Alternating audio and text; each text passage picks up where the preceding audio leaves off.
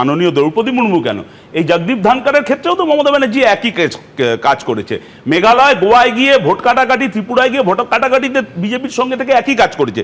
এগুলো যেহেতু মানুষের কাছে পুরনো অভিজ্ঞতা, এগুলো আমি নতুন করে আলোচনা করলাম না, এগুলো সবাই জানেন।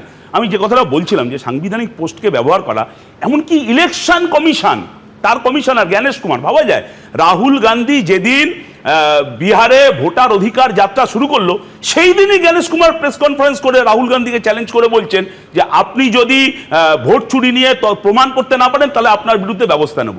মমতা ব্যানার্জি সাহস পাচ্ছে বিজেপির এই ঘটনাগুলোর কারণে। কিন্তু সায়নদীপ, যে জ্ঞানেশ কুমার নিয়ে এত কথা তোমরা বলছো, তুমি বলছো কালো পতাকা দেখাচ্ছ পশ্চিমবঙ্গে, কেরলও ভিজিট করে এলেন, একটা বিক্ষোভ হয়নি।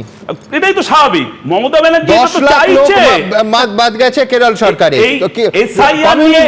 তোমাদের সরকার ক্ষমতায়। আমরা বারবার বলেছি 30% মুসলিম মানুষ কেরালায় আছে, 18% খ্রিস্টান মানুষ। আমার বক্তব্য, কেরালায় তো সিপিএম বিক্ষোভ দেখালো না, প্রয়োজন হয়নি তো। এখানে তো ওখানে তো আমি বলছি জুডিশিয়াল অফিসার রিক্রুটমেন্টে তো প্রয়োজন হয়নি। জ্ঞানেশ কুমার কেরালায় ভালো, বঙ্গে খারাপ, তাই তো? আরে এখানে তো কোনো মানে হয় না। আমি বলছি তৃণমূল বিজেপি বোঝাপড়া করে এখানে এসআইআর এর পরিকল্পনা এমন ঘেটে দিয়েছে, ওখানে রাজ্য সরকার জ্ঞানেশ কুমারকে এই সুযোগ দেয়নি যে রাজ্য সরকারি কর্মচারীদের ব্যবহার করে এসআইআর প্রক্রিয়া এরকম ভাবে মানুষকে টার্গেট করে নাম বাদ দেওয়ার জন্য।